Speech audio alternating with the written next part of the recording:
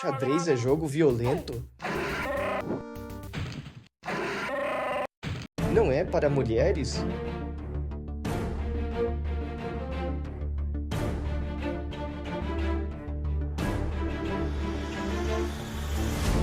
Já já falaremos dessas torrices com você.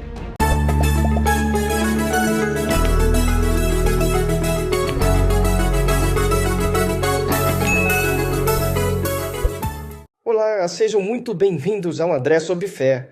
Meu nome é André Colseiro, sou uma ex-testemunha de Jeová que serviu em Betel como tradutor de publicações e intérprete de membros do corpo governante nas suas visitas ao Brasil.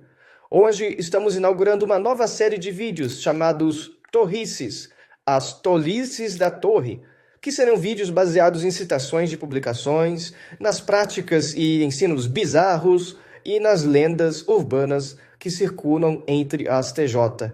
Como já deve perceber, a torrice de hoje fala de torres, bispos, rainha, rei e peões. Estamos falando do clássico jogo de xadrez. Mas o que a torre tem a ver com o xadrez? Veja só esse artigo. Xadrez, que tipo de jogo é? Da Despertar de 22 de setembro de 1973, páginas 12 a 15. O artigo até que começa bem, descrevendo o xadrez como um jogo complexo e fascinante, que exige grande habilidade e estratégia. Ele destaca a popularidade do xadrez em países como Rússia e China e o grande número de livros escritos sobre o assunto. O artigo também enfatiza a complexidade do xadrez, com suas inúmeras possibilidades de movimentos, e explica um pouco sobre o objetivo do jogo. Até aí, tudo bem. Mas, e sempre tem um mas, né?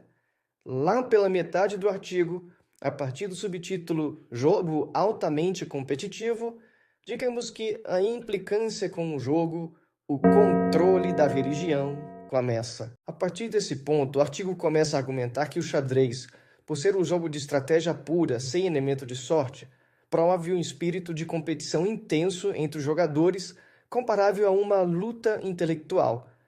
E não para por aí.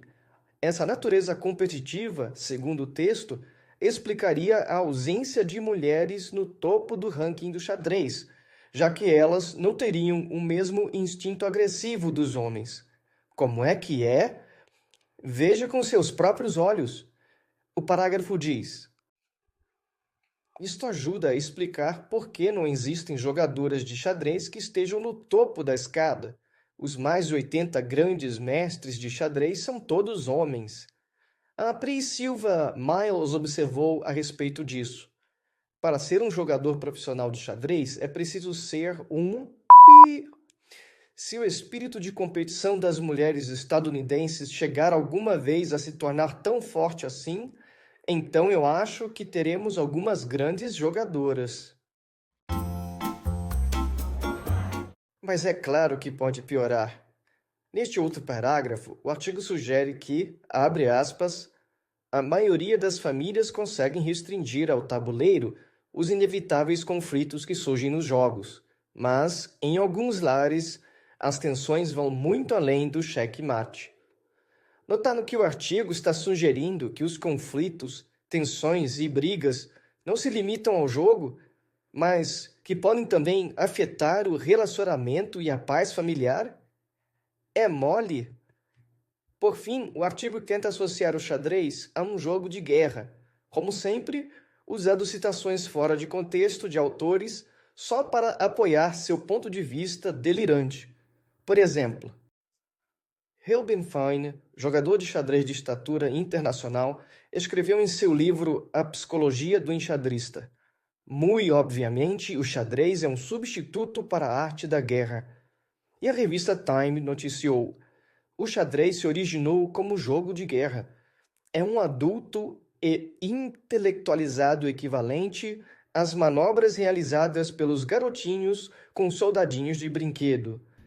Como é que é? Equivalente às manobras realizadas pelos garotinhos com soldadinhos de brinquedo?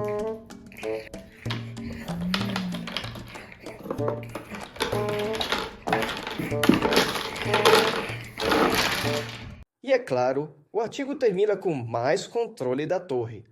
A partir do subtópico A necessidade de cautela, o artigo exibe as clássicas técnicas de manipulação mental para controlar o pensamento dos adeptos, não proibindo explicitamente o jogo, mas incutindo nos adeptos temor e culpa por meio de sugestões sutis e perguntas escrutinantes.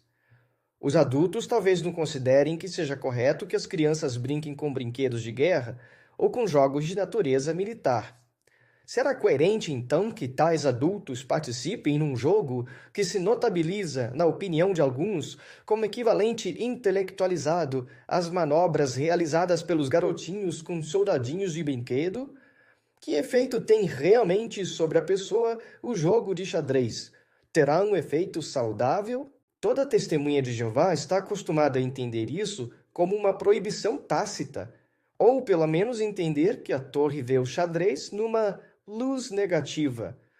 Você concorda com essa torrice? Agora curta este vídeo e dê aquele checkmate naquela TJ que precisa saber disso por compartilhar com ela.